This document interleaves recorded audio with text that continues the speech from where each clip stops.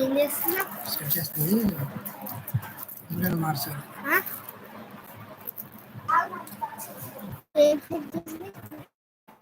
ఇది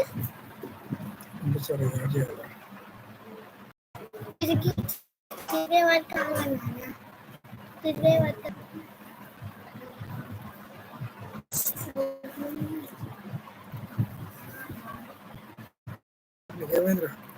ఇది ఉంటే ఎట్లా అన్నారు.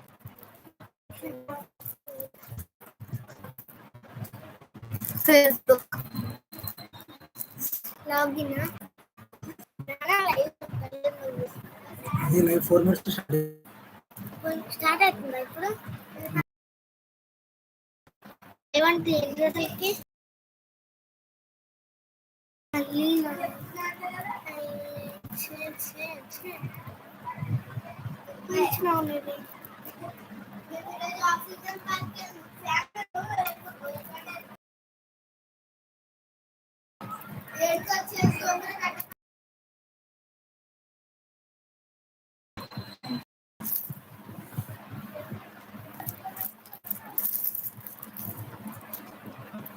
ప్రభుపేట మీ అందరికి వందలండి. మరి నేను మొదటిసారిగా లైవ్లో మాట్లాడుతున్నాను. దేవుని నామమునకు మహిమ కలుగును గాక. గలతీ పత్రికను చదువుకున్నాం, కొన్ని మాటలు చదువుకున్నాం.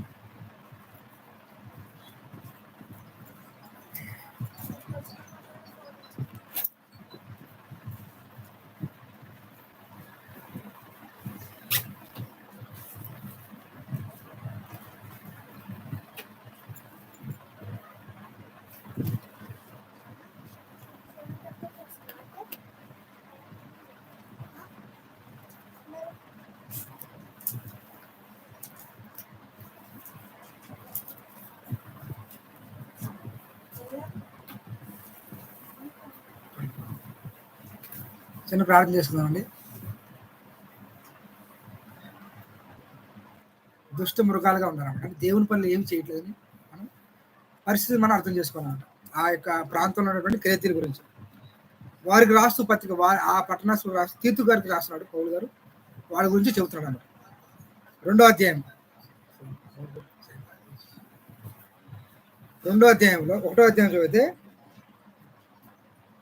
1వ అధ్యాయము 16 చదువు. తీతుకు రాసిన పత్రిక 1:16 దేవుని ఎరుగుదమని వారు చెప్పుకుందరు కానీ అసహ్యులను అవిధేయులను ప్రతి సత్కారం విషయము భ్రష్టులనై ఉండి తమ క్రియల వలన ఆయనను ఎరగమన్నట్టున్నారు. సో ఇక్కడ వారు ఎవరంటే వీరు అక్కడ ఉన్నటువంటి క్రేతీయులు ఎలా ఉన్నారంట, యూదులు చెప్పేటువంటి కల్పన కథలు ఇక్కడ వారు సత్యం నుంచి తొలగిపోయే మనుషులు కట్టడం వాళ్ళు అనుసరిస్తున్నారు. వాళ్ళ గురించి మాట్లాడుతూ వారు ప్రతి సత్కార్యం విషయమే భ్రష్టులు ఉన్నారు. అక్కడ సత్కార్యం విషయంలో భ్రష్టులుగా ఉన్నారంట. వాళ్ళు సత్కార్యం విషయంలో భ్రష్టులుగా మనం ఉండకూడదు. సత్కార్యం విషయంలో వారు భ్రష్టులుగా ఉన్నారని మనం చూస్తున్నాం దేవుని పిల్లలు. అలానే రెండవ అధ్యాయం చదివితే 2వ అధ్యాయంలో 8వ వచనం చదివితే మనం 8వ వచనంలో నిన్ను నీవే సత్కార్యముల విషయమై మాదిరిగా కనపరుచుకొనుము అన్నాడు పౌలు గారు. తీతు గారితో మాట్లాడుతున్నాడు. ఏమని మాట్లాడుతున్నాడు ఇక్కడ? తీతు నీకు నువ్వే సత్కార్యముల విషయమై మాదిరిగా కనపరుచుకోవాలి. ఎగ్జాంపుల్గా సత్కార్యములు చేసే విషయంలో మనం ఎగ్జాంపుల్గా ఉండాలి, ఇతరులకు మాదిరిగా ఉండాలి అని నువ్వు మాదిరిగా ఉండు. ఆ మాదిరిగా ఉండడానికి నిన్ను ఒకరు ప్రోత్సహించడం కాదు, నీకు నువ్వే ప్రోత్సహించుకోవాలి. నిన్ను నువ్వే మాదిరిగా ఉండని మరి పౌలు గారు తీతు గారితో చెబుతున్నాడు. సత్కార్యములు ఏ విషయంలో? నిన్ను నీవే. 2వ అధ్యాయం తీతుకు రాసిన పత్రిక 2:7 నిన్ను నీవే సత్కార్యముల విషయమే మాదిరిగా కనపరుచుకొనుము. సో దేవుని అలానే ఇదే 2వ పత్రిక, ఇదే పత్రికలో 2వ అధ్యాయంలో 14 వచ్చిన చదువుకుందాం. తీతుకు పత్రిక 2వ అధ్యాయం 14 వచనంలో ఆయన సమస్తమైన దుర్నీతి నుండి మనలను విమోచించి సత్క్రియలయందు ఆసక్తి గల ప్రజలను తన కోసము పవిత్రపరచుకొని తన సొత్తుగా చేసుకున్నట్టుకు మన కొరకు అర్పించుకొనెను. కాబట్టి ఎవరు? యేసు ప్రభువు సమస్తమైన దుర్నీతి నుండి మనల్ని విమోచించాలని, అలాగే విమోచించి సత్క్రియలందు ఆసక్తి గల ప్రజలను, ఎవరిని తను యేసు ప్రభు వారు ఎవరి కోసం సమర్పించుకున్నాడు? సత్క్రియలందు ఆసక్తి గల వారిని తన కొరకు చేసుకోవడానికి, వారి కోసము మన ఆయన అర్పించుకున్నాడు అన్నమాట. సత్క్రియలను ఆసక్తి, మనం దేనిలో ఆసక్తి ఉండాలంట? సత్క్రియల మీద ఆసక్తి కలిగి ఉండాలి.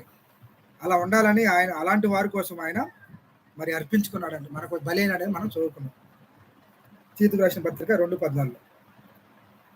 అలాగే 3వ అధ్యాయంకి వస్తే 3వ అధ్యాయంలో 2వ వచనం చదివితే 1-2 చదువుదాం.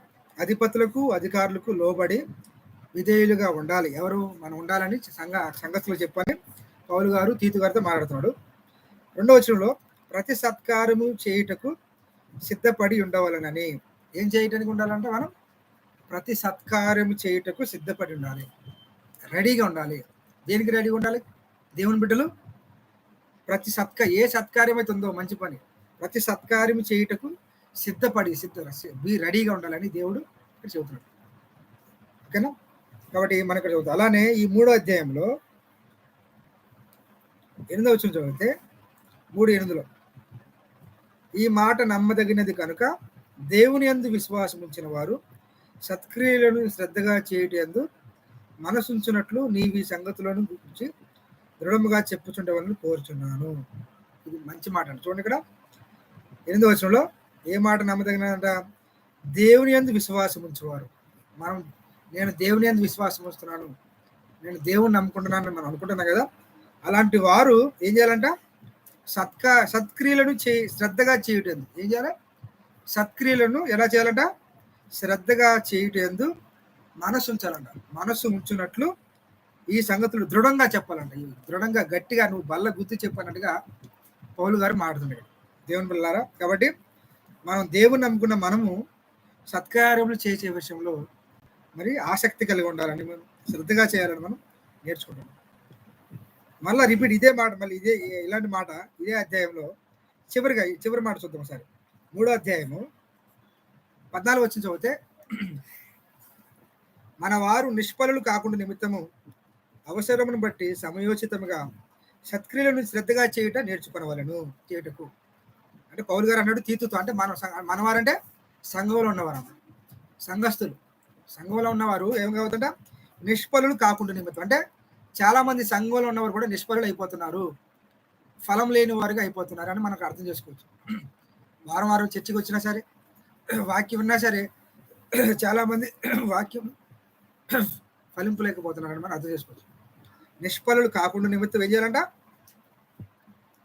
3:14 తీతుకు పత్రిక 3:14 మన వారును నిష్ఫలులు కాకుండా నిమిత్తము అవసరమును బట్టి సమయోచితముగా, అవసరం బట్టి అంటే అక్కడ రిక్వైర్మెంట్, అక్కడ ఏదైనా అవసరం ఉంటే అవసరాన్ని బట్టి సమయోచితంగా, సందర్భానుసారంగా, సమయోచితంగా ఏంటంటే సత్క్రియలు శ్రద్ధగా చేయుటకు నేర్చుకోవలను. మనం కూడా ఇంకా నేర్చుకోవాల్సింది మనం చాలా ఉంది. దేవుని బిడ్డలైన వారికి నేర్చుకోవాల్సింది చాలా ఉంది. సత్క్రియలు చేయడానికి శ్రద్ధ కలిగి నిష్ఫలులు కాకుండా నిమిత్తం అవసరాన్ని బట్టి అక్కడ ఏదైనా అవసరం ఉంది, మన సంఘస్థుల్లోనో మన ఇంటి దగ్గర ఏదైనా అవసరాన్ని బట్టి సత్క్రియ, అది మంచి పని అనిపించినప్పుడు, వాక్యానికి సంబంధించింది, వాక్యానికి సరిపోతుంది అనిపించినప్పుడు, అది మంచి పని అన్నప్పుడు మనం అది చేయడానికి అవసరాన్ని బట్టి సమయోచితంగా సత్క్రియలు శ్రద్ధగా చేయుటకు నేర్చుకునేవాళ్ళను అని పౌలు గారు చెబుతున్నాడు దేవుని బిడ్డలారా. కాబట్టి ఇక్కడ ఈ పత్రిక నేను చదువుతున్నప్పుడు బైబిల్ విశ్వాసం నేను చదువుతున్నప్పుడు ఈ మాటలను మరి నాకు నేను ఈ మాటలు నేను కనుగొనడం జరిగింది. కాబట్టి ఇక్కడ మరొకసారి నేను రిపీట్ చేస్తాను. 1వ అధ్యాయం 16వ వచనంలో చాలా మంది ప్రతి సత్కార్య విషయం భ్రష్టులయ్యి, చాలా మంది సత్కార్య విషయంలో, ఈ మాట ఎవరి గురించి మాట్లాడుతున్నారంటే సాక్షాత్తు ఇశ్రాయేలులే, క్రేతులో ఉన్నటువంటి వారే, దేవుని సంఘంలో ఉన్నటువంటి వారే కొంతమంది సత్కార్య విషయంలో భ్రష్టులు అయిపోతున్నారంట. అలాంటి వారికి భ్రష్టులు అయిపోతున్నారని చెప్తున్నారు దేవుడు. మనం సత్కార్య విషయంలో భ్రష్టులుగా ఉండకూడదని మనం మరి నేర్చుకోవాలి. ఇది 2వ అధ్యాయంలో తీతుగాతో మాట్లాడుతున్నాడు. నిన్ను నీవే సత్కార్యముల విషయమై మాదిరిగా కనపరుచుకోవాలి. మనకు మనమే మంచి పనుల విషయంలో ఒకరు మనం సపోర్ట్ చేయడం కాకుండా మనమే మరి మాదిరిగా మనం చేసి ఒకరికి చూపించాలి, మాదిరి చూపించాలని చెబుతున్నాడు. తర్వాత యేసు ప్రభు కూడా ఎవరి కోసం సత్క్రియలు యందు 2:14 2వ అధ్యాయం 14 వచనంలో సత్క్రియలు యందు ఆసక్తి గల ప్రజలను తన కోసం పవిత్రపరచుకున్నాడు యేసు ప్రభు. మనం దేని యందు ఆసక్తి కలిగి ఉండాలంటే సత్క్రియలు యందు ఆసక్తి కలిగి ఉండాలి. అలానే 3వ అధ్యాయం 2వ వచనంలో ప్రతి సత్కార్యము చేయుటకు సిద్ధపడి ఉండాలి. మనం ఏదైతే సత్కార్యం ఉందో అది చేయడానికి మనం రెడీగా ఉండాలి, దేవుని పిల్లమైన వారు అని చెబుతున్నాడు. అదే 3వ అధ్యాయము 8వ వచనంలో చదివితే 8వ వచనంలో ఈ మాట నమ్మదగినది కనుక దేవుని యందు విశ్వాసం ఉంచేవారు. 3:8 తీతు పత్రిక 3:8 దేవుని యందు విశ్వాసం ఉంచేవారు సత్క్రియలు శ్రద్ధగా చేయడం యందు మనసుంచున్నట్లు నీవి సంగతులను గురించి దృఢంగా చెప్పుచుండాలని కోరుచు. దృఢంగా చెప్పాలి. దేవుని యందు నా విశ్వాసం ఉంచేవారు సత్క్రియలు చేయడం యందు మనసును పెట్టాలి, మనసు ఉంచినట్లు అని చెప్తుంది దేవుని పిల్లలు.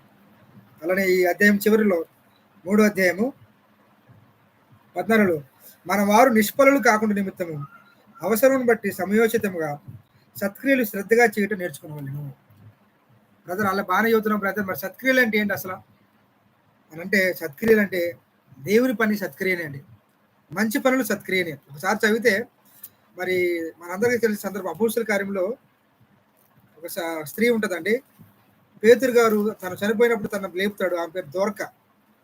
ఆమె తన జీవితంలో సత్క్రియలు చేసినట్టుగా చదువుతాం. చూడండి, అపోస్తుల కార్యములు అధ్యాయంలో 36వ వచనం చదువుతామండి. దేవుడిచ్చిన మంచి సాక్ష్యం ఇక్కడ. అపోస్తుల కార్యములు గ్రంథము 9వ అధ్యాయము 36వ వచనంలో యొప్పేలో తబితా అని ఒక శిష్యురాలు ఉండెను. ఆమెకు భాషాంతరమున దోర్క అనగా అర్థం ఏంటి, లేడీ అని పేరు. ఆమె సత్క్రియలను ధర్మకార్యములను బహుగా చేసి ఉండెను. ఆమె ఏం చేసింది? సత్క్రియలు చేసింది, ధర్మకార్యములు చేసింది, బహుగా చేసింది. అలానే మనకు అందరికి తెలుసు కొర్నేలి అనే వ్యక్తి గురించి మనకు తెలుసు, శతాధిపతి. ఆయన కూడా 10వ అధ్యాయంలో మనం చదువుతాం, ధర్మకార్యములు చేసినట్టుగా మనం చదువుతాం. 2వ అధ్యాయంలో చదువుతాం, కొర్నేలి కూడా దేవుని యందు భయభక్తులు కలిగి ప్రజలకు బహు ధర్మం చేసినట్టుగా మనం చదువుతాం దేవుని పిల్లలు. ఈ స్త్రీ కూడా ధర్మకార్యములు చేసింది, సత్క్రియలు చేసింది. ఆమె చనిపోయినప్పుడు విధవరాండ్రు వచ్చి చాలామంది ఆమె బ్రతుకున్నప్పుడు తమతో ఉన్నప్పుడు కుట్టినటువంటి అంగీలు చూపిస్తూ ఏడుస్తున్నట్టుగా పేతురు గారికి చూపిస్తున్నట్టుగా మనం చదువుతామండి. కాబట్టి లేని వారికి బట్టలు కుట్టివ్వడం కూడా సత్క్రియనే, అన్నం పెడతాం కూడా సత్క్రియనే. అలానే కాబట్టి మనం ఈ అవసరాన్ని బట్టి మనం సత్క్రియలు చేయడానికి మనం నేర్చుకోవాలండి. మన వాక్యాన్ని బట్టి నేను చదువుతున్నాం. అలానే ఇంకా మంచి మాట ఏంటంటే, పత్రికలో ఒకసారి చూస్తే మనం కొలసీ పత్రికలో ఫిలిప్పి పత్రిక సత్క్రియలో ఇంకో ఉదాహరణ అండి. ఫిలిప్పి పత్రిక అపోస్తలుడైన పౌలు ఫిలిప్పీలకు రాసిన పత్రికలో మనం చదివితే 1వ అధ్యాయము 3వ వచనం చదువుకుందాం. వందనాలు బ్రదర్ రాజుగారు, వందనాలండి. ఫిలిప్పి పత్రిక 1వ అధ్యాయం 3వ వచనంలో వారితో ఫిలిప్పీలతో పౌలు గారు మాట్లాడుతూ, మొదటి దినము నుండి ఇది వరకు సువార్త విషయంలో మీరు నాతో పాలువారైనట్టు చూచి మీలో ఈ సత్క్రియను ఆరంభించిన వాడు యేసుక్రీస్తు దినం వరకు దాన్ని కొనసాగించిన రూఢిగా నమ్ముచున్నాను. ఏంటి ఇక్కడ సత్క్రియ అని మాట్లాడుతున్నాడు. ఏంటి సత్క్రియ ఇక్కడ అంటే సువార్తలో పాలువారొకట. సువార్తలో అంటే పౌలు గారు సువార్త చేయడానికి ఆ ప్రాంతానికి వచ్చాడు. ఫిలిప్పి పట్టణంలో సువార్త చేస్తున్నప్పుడు తనతో వీళ్ళు పాలువారాడు. పౌలు ఎక్కడికి వెళ్ళినా సరే అన్ని దెబ్బలైతున్నాడు. సన్మానాలు ఎక్కడ చేర్చుకోలేదండి పౌలు గారికి. పౌలు గారికి సువార్తకి వెళ్ళినప్పుడు ఎక్కడ చాలా చోట్ల ఎక్కడ కూడా సన్మానం చేసినట్టుగా లేదు. పిలిచి శాలువ కప్పి సన్మానం చేసినట్టు లేదు కానీ రాళ్లతో కొట్టడము, ఏడ్చడము ఇవే ఉన్నాయి. కాబట్టి సువార్త పని చేస్తున్నప్పుడు ఆ సువార్త పనిలో వీరు ఏం చేశారు? పాలివారుగా ఉన్నారు. ఈ సువార్త పనిలో పాలివారుగా ఉండటం అనేది ఏంటంటే సత్క్రియ అని వాక్యం చూడండి. వాక్యంలో 1:3లో మీలో ఈ సత్క్రియను ఆరంభించిన వాడు. ఏ సత్క్రియ అది? మొదటి దినం నుండి ఇది వరకు సువార్త విషయం. ఇది వరకు అంటే పత్రిక రాస్తున్నాడు. పత్రిక రాయక ముందు అక్కడికి వెళ్ళి సువార్త చేసినప్పుడు వాళ్ళు ఫస్ట్ డే 1 నుంచి మొదటి దినం నుండి ఇది వరకు సువార్త విషయంలో ఎవరితో? పౌలు గారితో పాలివారి సువార్త విషయం. కాబట్టి ఇది సత్క్రియ. అంటే మనం సత్క్రియ చేయడం అంటే సువార్త పనిలో పాలు భాగస్తులుగా ఉంటే కూడా సత్క్రియ చేసినట్టే. సమయోచితంగా, సందర్భానుసారంగా దేవుని పిల్లలు సత్క్రియలు చేయాలని మనం తీతు పత్రిక మనం చదువుకున్నాం. అలానే హెబ్రీ పత్రిక ఒకసారి వస్తే హెబ్రీలు రాసిన పత్రికలో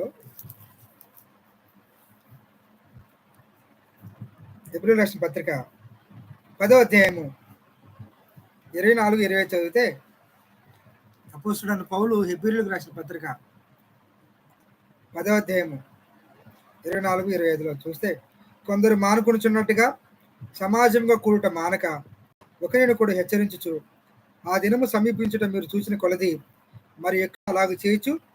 ప్రేమ చూపుటకును సత్కార్యములు చేయుటకును ఒకరినొకడు పురుకొల్పవాలని ఆలోచించుము.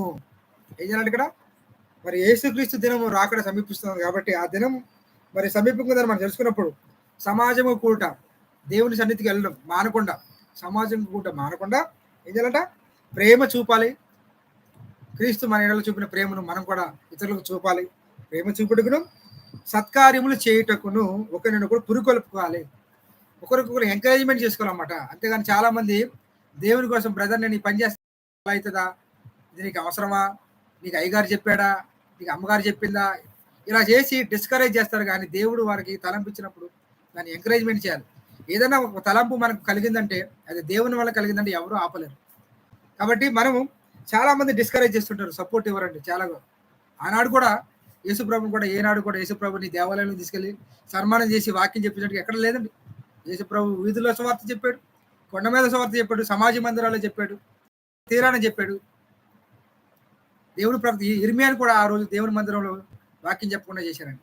అక్కడ ఉన్నటువంటి ప్రధాన యాజకులు ఆయన గోతిలో పడేశారు, శిక్షించారు, జైల్లో పెట్టారు. దేవుని పిల్లలారా, ఈరోజు సమాజంలో చాలా మంది, ఈరోజు క్రైస్తవ సమాజంలో చాలా మంది ఎలా ఉన్నారంటే వారసత్వంగా ఉన్నారు. వారసత్వంగా వస్తున్నారు అన్నమాట పాస్టర్ గారు. అంటే పాస్టర్ గారు చనిపోతే వాళ్ళ పిల్లలు ఎలాంటి తప్పులు చేసినా సరే, ఎలాంటి మంచి సాక్ష్యం వారికి లేకపోయినా సరే, వాళ్ళకి వాక్యం రాకపోయినా సరే, వాళ్ళే పులిపీటల నిలబడి వాక్యం వచ్చిన వారు ఇక్కడ కింద కూర్చోవాలి, వాక్యం రాని వారు వీళ్ళకి వచ్చింది ఏదో వాగేస్తున్నారు. వాక్యం నేర్చుకోవాలి. దేవుని పిల్లరా అర్థం చేసుకోవాలి. ఎవరు చెప్పినా సరే వాక్యము, నేను చెప్పినా ఎవరు చెప్పినా అది వాక్యంలో ఉందా లేదా సరి చూసుకోవాలి. అంతేగాని చప్పట్లు కొట్టి కేకలేస్తే సరిపోదండి, దేవుడు మెచ్చుకోవడం. కాబట్టి దేవుని పిల్లారా, సత్కార విషయంలో మనం చదువుతుంది. నేను క్విజ్ కోసం ప్రిపేర్ అవుతున్నప్పుడు నాకు ఈ మాటలు తెలిపినాడు. దేవుని మాటలు మనం నమ్మాలి, మనం సత్కార్యములు చేయాలి సమయోచితంగా, నిష్ఫలు కాకుండా. ఒక దగ్గర రాయబడింది, మనం చేసిన సత్కార్యానికి ప్రతిఫలం ఉంటుందని రాయబడింది. ప్రతిఫలం ఉంటుందంట, మనం చేసిన సత్కార్యానికి ప్రతిఫలం ఉంటుంది. కాబట్టి మనం దాన్ని మర్చిపోవద్దని దేవుని వాక్యంలో మనం చదువుకుంటామంట. మనం చేసిన సత్క్రియకు ప్రతిఫలం ఉంటుందని నేను చదివానండి. కాబట్టి దేవుని పిల్లలు చూడండి, చివరిగా నేను ఎఫ్ఎస్సి పత్రికలో 2 మాటలు చదువుకుని నేను ముగిస్తానండి. నేను మొదటిసారి నేను లైవ్ మాట్లాడుతున్నాను. నేను ల్యాప్టాప్లో మాట్లాడుతున్నాను అండి. ఇది కొని నేను దాదాపు జనవరిలో 2 నెలల దాకా అయిపోయినట్టుంది. నేను వాడలేదు. నాకు ఎందుకు అవసరం, నేను ప్రైవేట్ స్కూల్ టీచర్, ఎందుకు అవసరమా, నాకు ఇది అవసరం అనుకున్నా. కానీ దేవుని వాక్యం చెప్పడానికి ఉపయోగపడుతుంది కాబట్టి నేను దీని గురించి సంతోషిస్తున్నాను. దేవుని పిల్లరా, ఎఫ్ఎస్సి పత్రికలో 2 మాటలు చదివి నేను ముగిస్తానండి. ఎఫ్ఎస్సి పత్రిక 2వ అధ్యాయము 10వ వచనం చదువుదాం. ఎఫెసీ పత్రిక 2:10లో అపోస్తలుడైన పౌలు ఎఫెసీయులకు రాసిన పత్రిక 2వ అధ్యాయం 10వ వచనంలో 2:10లో వాటి యందు మనం నడుచుకున్న వల్లనే దేవుడు ముందుగా సిద్ధపరిచిన సత్క్రియలు చేయటకై మనం క్రీస్తు యేసునందు సృష్టింపబడిన వారమై ఆయన చేసిన పని అయి ఉన్నాము. మనం ఏంటంట? మనము వేటి అందు నడుచుకోవాలని, సత్క్రియలందు నడుచుకోవాలని దేవుడు ముందుగా సిద్ధపరిచాడు. దేవుడు ఎన్నో ప్రిపేర్ చేసి పెట్టాడు. ఎన్నో సత్క్రియలు ఉన్నాయి. పౌలు గారు చేశాడు, దావీదు చేశాడు, ఎంతో మంది ప్రవక్తలు చేశారు, పరిశుద్ధులు చేశారు, దోర్కా అనే స్త్రీ చేసింది, కొర్నేలి శతాధిపతి చేశాడు. కాబట్టి దేవుని పిల్లారా, మనం కూడా చేయాల్సిన సత్క్రియలు ఉన్నాయి. చేసినప్పుడు వాటికి ప్రతిఫలం ఉంటుంది. అవి చేయాలని దేవుడు మనల్ని భూమి మీద పెట్టాడు మనం. కాబట్టి అవి చేయాలని దేవుడు మనల్ని సిద్ధపరిచాడు. ముందుగా సిద్ధపరిచిన సత్క్రియలు చేయటకాయి మనం దేవుని చేత చేయబడిన వారు అని చదువుతాం. అలానే చివరిగా ఎఫెసీ పత్రిక 6వ అధ్యాయము 8వ వచనం చదువుకుందామండి. ఎఫెసీ పత్రిక 6వ అధ్యాయం 8వ వచనంలో, ఎఫెసీ పత్రిక 6:8లో, దాసుడైనను అపోస్తుడైన పౌలు ఎఫెసీయులకు రాసిన పత్రిక 6:8లో, దాసుడైనను స్వతంత్రుడైనను మీలో ప్రతివాడు ఏ సత్కార్యము చేయనో దాని ఫలము ప్రభు వలన పొందునని మీరు ఎరుగుదురు. దేవుని పిల్లారా, కాబట్టి మనం ఏ సత్కార్యం చేసినా సరే, ఏ సత్క్రియ చేసినా సరే, స్వార్థలో పాలుభాగ అవుతామా, పేదవారికి ఆహారం పెడతామా, అక్కరలో ఉన్న వాళ్ళకి సహాయపడతామా, పరిశుద్ధులకు సహాయపడతామా, సేవకుడికి సహాయపడతామా, ఇక ఏ సత్కార్యం చేసినా సరే ఏంటంటే మనం ఎవరైనా చిన్నవారైనా పెద్దవారైనా చూడండి, దాసుడైనా స్వతంత్రుడైనా ప్రతి వాడు కూడా ఏ సత్కార్యం చేయనో దాని ఫలం మనం ప్రభు వలన పొందుతాము అని మనం ఎరగాలి. దేవుని పిల్లారా, ఈ మాటలు దేవుడు దీవించి నేను ముగిస్తాను. ఇంకా దేవుడు నాకు మొదటిసారిగా లైవ్లో మాట్లాడడానికి కృప చూపించాడండి. ఇంకా అనేక సంగతులు నేను బైబిల్లో నేర్చుకుని మరి దేవుని పిల్లలతో మరి చెప్పడానికి దేవుడు నాకు సహాయం చేయండి కాక. నన్ను బట్టి నా కుటుంబాన్ని బట్టి ప్రార్థన చేయండి. దేవుడి కొద్ది మాటలు దీవించను కాక. మీ అందరికీ వందనాలండి.